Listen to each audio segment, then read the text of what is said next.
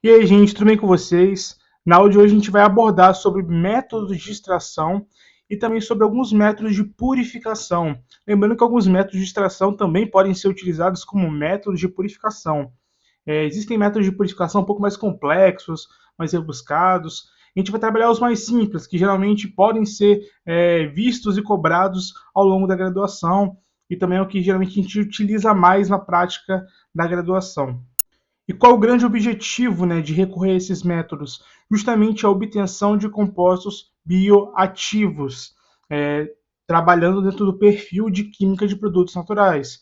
Óbvio que a gente pode ter métodos de extração e purificação para outras naturezas aí, com outros objetivos, mas na grande maioria das vezes a química de produtos naturais vai trabalhar com esses objetivos mais específicos.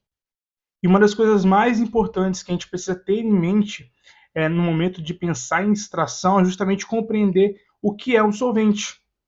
E não vou perder tempo aqui conceituando solvente, soluto, porque isso todo mundo já viu, alguma vez na vida pelo menos, desde o ensino médio, na faculdade também com certeza. Mas a aplicação dele aqui no método de extração. A planta, por exemplo, ela pode ter vários compostos, ela tem vários compostos, né? Compostos que são mais hidrofílicos e compostos que são mais lipofílicos, e também compostos que são meio termo. Eles têm estruturas que são hidro e estruturas que também são lipo, né? Eles conseguem interagir com as duas faces. Então, como que a gente vai pensar na extração? A gente sempre vai pensar relacionando com as similaridades de interações. Tem aquela história, semelhante dissolve semelhante? Isso se aplica aqui, né? Exatamente aqui. Geralmente a gente tende a relacionar isso no sentido de que se eu tenho uma substância oleosa e eu misturo ela com outra substância que também é oleosa, as duas vão ser solúveis entre si, né? Miscíveis, na verdade, né? O termo correto é miscíveis, já que eu estou falando de líquidos. Então as duas vão ser miscíveis entre si. Se eu tenho, por exemplo, sal de cozinha, eu misturo ele com água, ele vai ser solúvel na água, né? Um sólido que vai se solubilizar na água. Então, por que isso acontece? Isso acontece mediante a padrões de interação. Eu tenho interações similares acontecendo ali. E aqui é a mesma ideia. Se eu tenho uma molécula na planta que ela realiza, por exemplo, ligações de hidrogênio, eu sei que eu posso retirar essa molécula da planta, extraí-la da planta, a partir de solventes que também realizem os mesmos padrões de interação. Então, basicamente, a gente tem os perfis de solubilidade, né? Quando a gente quer extrair coisas mais hidrossolúveis, na maioria das vezes nós vamos utilizar água. Quando está ali no meio termo, né? Ela é hidro, mas também é lipo. Nós vamos utilizar, por exemplo, o etanol. Podem ser outros solventes também, mas o etanol é um bom exemplo. Por quê? O etanol ele possui uma cadeia com dois carbonos, né? O que caracteriza um aspecto ali lipofílico. Mas ainda assim, ele também possui uma hidroxila, que tem um caráter hidrofílico, no sentido de que ela consegue fazer interações hidrofílicas. Logo, ele consegue tanto se ligar através da sua cadeia carbônica com estruturas lipofílicas, como ele também consegue se ligar a estruturas hidrofílicas através da sua hidroxila. E nós temos vários solventes orgânicos que nós chamamos de lipofílicos, como por exemplo o éter de petróleo, o éter etílico, hexano, tolueno, clorofórmio também é bem comum aí. E quando a gente está falando de extração de plantas, é muito comum nós vermos um padrão de misturas, né? A criação de soluções. Eu não uso apenas o éter de petróleo, por exemplo. Eu posso usar o éter de petróleo com o clorofórmio. Ou eu uso o álcool, né? O álcool etílico com o tolueno, enfim. A gente cria padrões aí para melhorar, aumentar o aspecto de extração de compostos. Aí existem vários métodos que podem ser utilizados, né, de misturas aí, de preparo de soluções para extração. Alguns já são padronizados.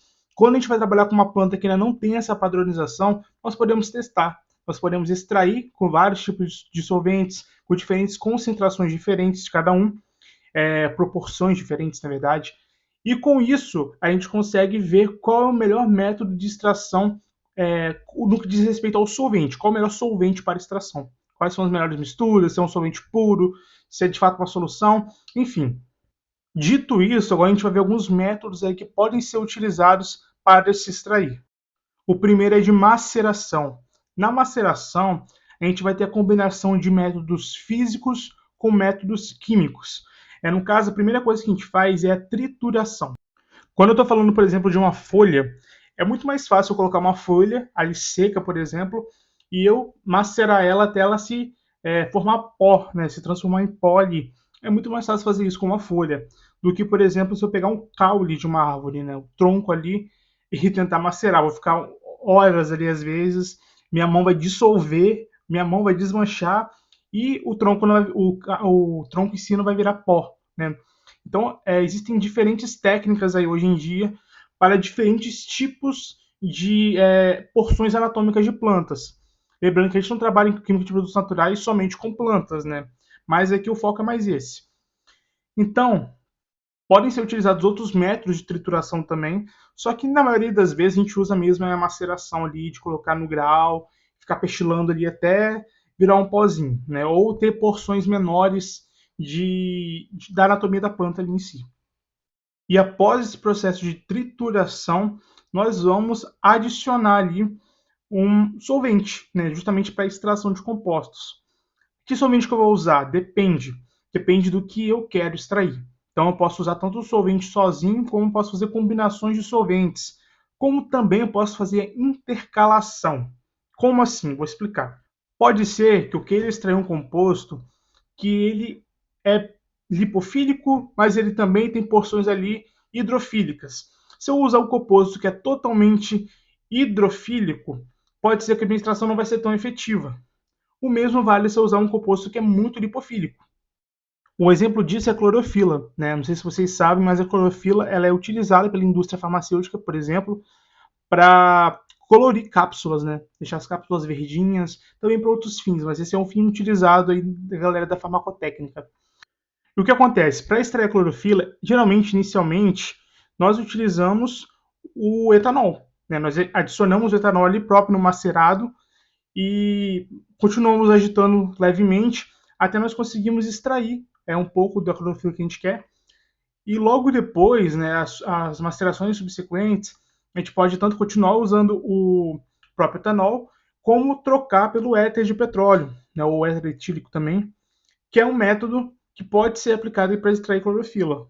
E, de novo, na prática vocês vão ver que vocês podem usar apenas um solvente como vários, né? Tudo depende do que você quer extrair e de como você quer extrair. O segundo método é de decocção, que vai ser aplicado para partes duras. Eu acabei de falar do tronco, né? Quando a gente utilizar tronco de árvores, geralmente nós vamos utilizar o método de decocção. Também se aplica a raízes, rizomas, partes duras. Toda vez que a gente pega uma parte dura, nós vamos usar a decocção. E o que acontece? Nós vamos levar essas partes anatômicas à fervura, né? O tempo de exposição vai depender do que a gente está querendo, enfim, depende de algumas coisas. Normalmente a gente pensa em decocção sempre com água, né? Mas também podemos usar outros tipos de solventes, dependendo do que a gente quer extrair, ou mistura de solventes, né? Então, essa ideia de solvente, seja ele sozinho ou conjunto, lipo, hidro, meio termo, vai se repercutir por várias técnicas de extração, tá? Então isso é meio comum. Já a infusão é utilizado para partes moles, né, como folhas e flores. E nós não vamos fazer fervura. O exemplo clássico de infusão são os chás, né? Os chás, eles vão...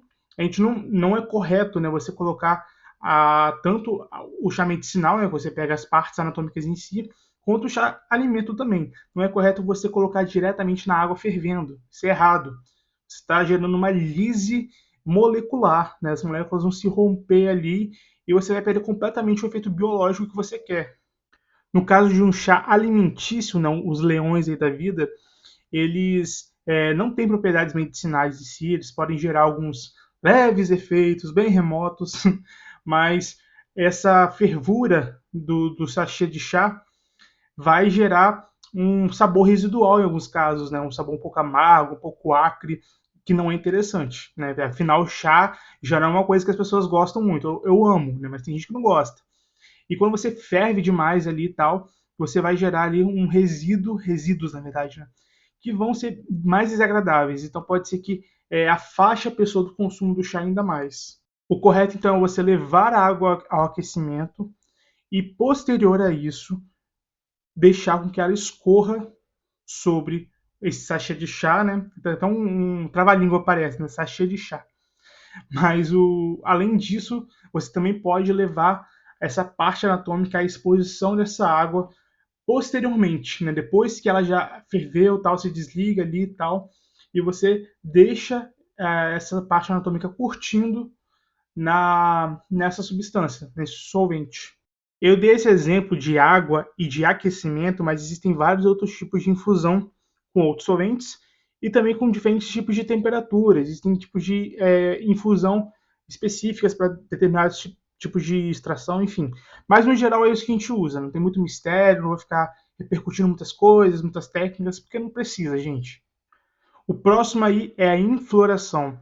E tipo assim, gente, toda vez que a gente falar de extração, nós estamos falando sobre similaridade de interações. O que é infloração? Eu posso pegar, por exemplo, pétalas de rosas, como é o exemplo da foto aí, e colocar elas sobre uma face lipídica, que na grande maioria das vezes vai ser gordura de porco, né? Banha de porco. Então você pega a banha de porco, ela é sólida em temperatura ambiente, você consegue colocar as pétalas por cima da banha de porco e conforme os processos de interações ali, por conta da similaridade dessas interações, acontece um processo de extração. Extração de quê? Na maioria das vezes a gente vai estar extraindo óleos, né, que também são solúveis ali na banha de porco, né? Afinal, é a mesma matriz química. Essa técnica é uma técnica um pouco mais rudimentar, né, um pouco mais antiga, e muito usada para a extração de óleos essenciais. Né? Praticamente uma das principais finalidades delas, não a única. Mas atualmente não é o melhor método, está longe disso, na verdade, não é tão aplicável mais, mas é um método possível. Né? Lembrando que há uma baixa tecnologia, e há lugares que nós temos baixas acessibilidades à tecnologia. Então, esse é um método viável para algumas localidades. Agora a gente vai ver a destilação, muito conhecida destilação, muito conhecida, muito aplicada para muitas coisas. A destilação, ela é um método extrativo? Pode ser, mas não necessariamente vai ser.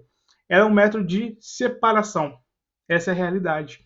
Então a gente vai ter um processo de separação por conta do ponto de fusão.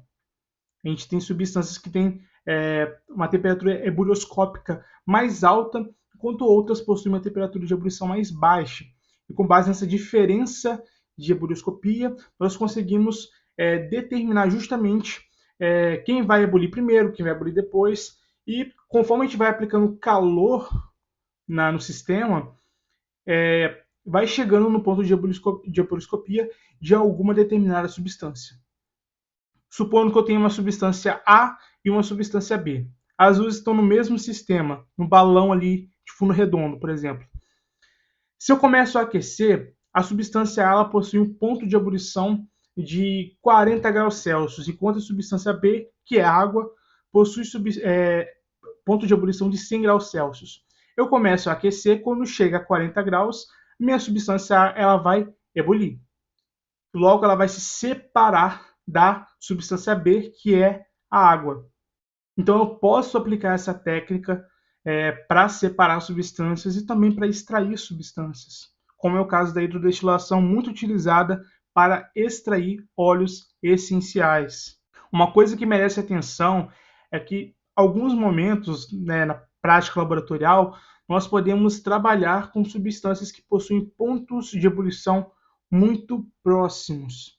Logo, quando eu chegar no ponto de ebulição de uma, pode ser que logo depois eu chegue no ponto de ebulição da outra. Logo, nesse sentido, a destilação não seria o melhor método. Só que existem tipos e tipos de destilação. E aqui eu trago duas, né? A destilação simples e a destilação fracionada. Né? A destilação fracionada, por exemplo, é utilizada para o petróleo, mas também pode ser utilizada por nós para extrair produtos naturais de plantas. Se vocês olharem nessa foto aí, o balão está sobre uma face, né, uma manta de aquecimento, e sobre o balão nós temos uma coluna, né, uma coluna de fracionamento.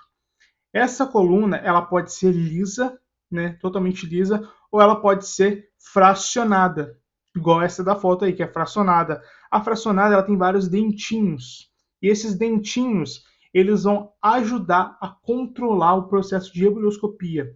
Quando eu estou trabalhando com substâncias que possuem pontos de ebulição muito próximos, eu vou utilizar uma coluna de fracionamento.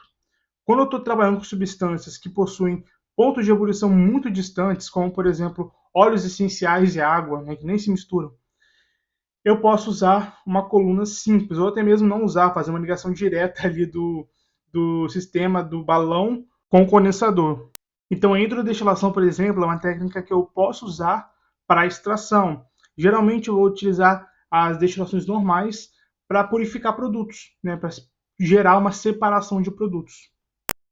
Na percolação, nós vamos ter a adição do nosso extrato vegetal, nossa droga vegetal, de uma forma geral, dentro de um percolador, né, que geralmente vai ser parece um pouquinho com uma panelinha, como se fosse uma panelinha, ou com um tanque de fermentação, por exemplo. Parece muito com um tanque de fermentação, se alguém já teve a oportunidade de conhecer. A droga vegetal ali, ela está no estado, de fato, pulverizado. Então, previamente, a gente tem que ter o processo de maceração que a gente já viu lá, né, o processo físico. E com isso, nós vamos ter a adição de um extrator, de um solvente, que, como já foi falado 1 bilhão de vezes nesse vídeo, vai depender do que eu quero extrair. E vai acontecer uma passagem constante desse extrator por toda a droga vegetal. E por fim nós conseguimos abrir, né, uma torneirinha que tem lá embaixo do percolador. E nós vamos gotejando esse extrato vegetal formado, extraído, até a gente de fato conseguir a total extração desejada, né? Até agora, sobre extração mesmo, a gente falou mais sobre métodos químicos, né? Por mais que a gente tenha abordado ali sobre o processo de trituração, maceração, mas a gente não está extraindo nada, a gente só está meio que pulverizando a droga vegetal. Mas nós também podemos usar metodologias físicas para extrair compostos vegetais.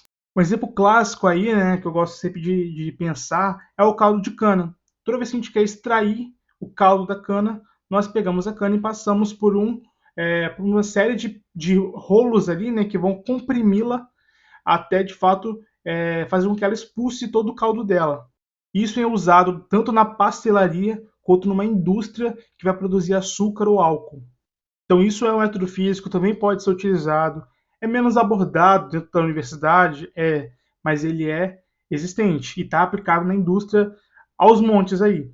Um exemplo clássico também é sobre a extração de alguns tipos de óleos, né? Não estou falando de óleo essencial, estou falando de óleos mesmo, né? Óleos vegetais, de uma forma geral. Para eu extrair, é muito comum utilizar métodos físicos. Por quê? Porque óleos são muito sensíveis à oxidação. E quais são os fatores que podem levar à oxidação? Desde contato com a luz, contato com o próprio oxigênio, né? É uma coisa meio inevitável. Mas também calor. Então, se eu insiro um óleo no processo de extração com o solvente sobre calor, consequentemente eu vou estar incentivando ali a propagação de peroxidação de um óleo, gerando a oxidação lipídica. E isso, consequentemente, faz com que o óleo tenda a ficar com aquele cheiro horroroso, cheiro de ranço mesmo, sabe? Um cheiro bem forte, bem desagradável, que não é o que a gente quer no nosso produto final. Então, pode-se utilizar métodos físicos que vão ser mais rápidos para extrair esses óleos e também não vão gerar calor nem nada do tipo e vão evitar também um tempo de exposição muito alta com oxigênio. A gente consegue bloquear esse contato mais rapidamente e também proteger da luz.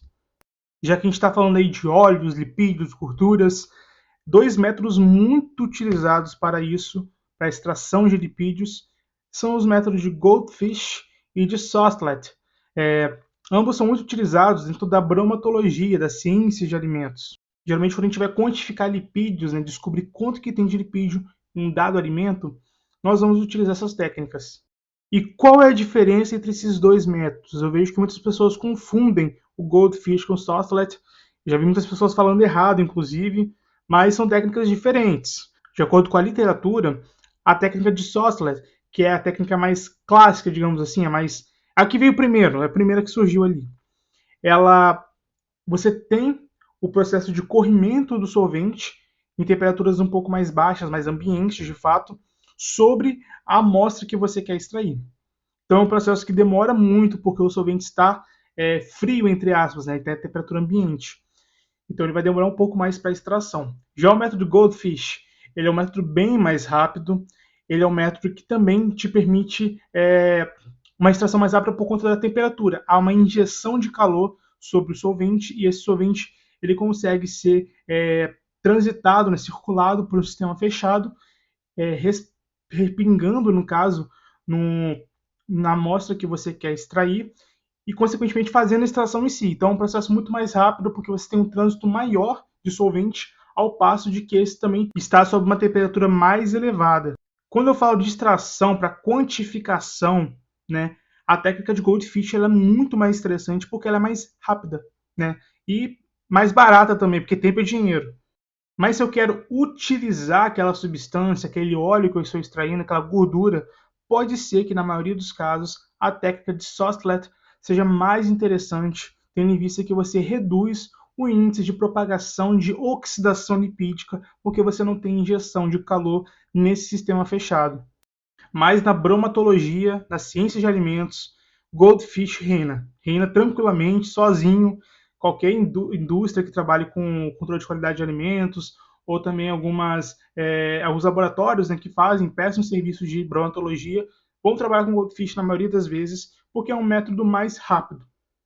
Lembrando que nele a imersão da amostra, né? Eu já vi pessoas que não imergem a amostra, né, uma adaptação do método, mas ainda assim é Goldfish, né, não é Sostlet. Outra técnica que, assim como a destilação, pode ser utilizada tanto para extração quanto para purificação é a técnica de rotaevaporação, chamada de rota-vapor pelos íntimos aí, né?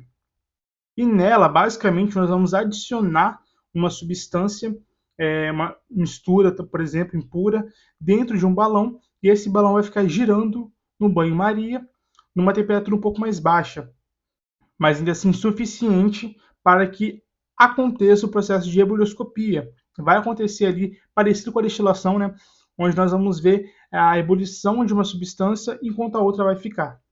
Ele é muito utilizado para óleos essenciais e também é utilizado para extrair solventes. Então você fez o preparo lá, você conseguiu o seu extrato vegetal, mas agora você precisa purificar esse extrato vegetal, né? Então, para purificar, você vai gerar, né, vai colocar ele nessa rota de evaporação, de modo que você consiga expulsar o solvente e ficar apenas com o seu extrato, né, o de fato que você quer.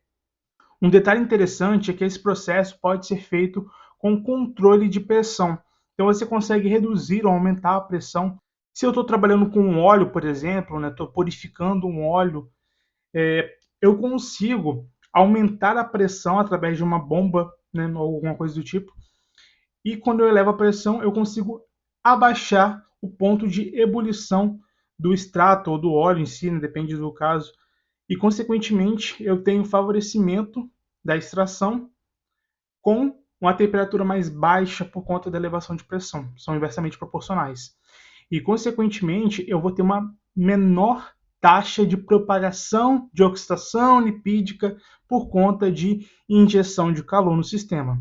Então é a mesma historinha. Toda vez que eu estou trabalhando com óleos, com compostos lipofílicos, eu tenho que ter essa preocupação, porque nada adianta eu fazer uma extração se no final eu vou ter um monte de composto oxidado, né, que não vai ter atividade biológica nenhuma. Na verdade tem, só que é uma atividade biológica negativa. Não quero.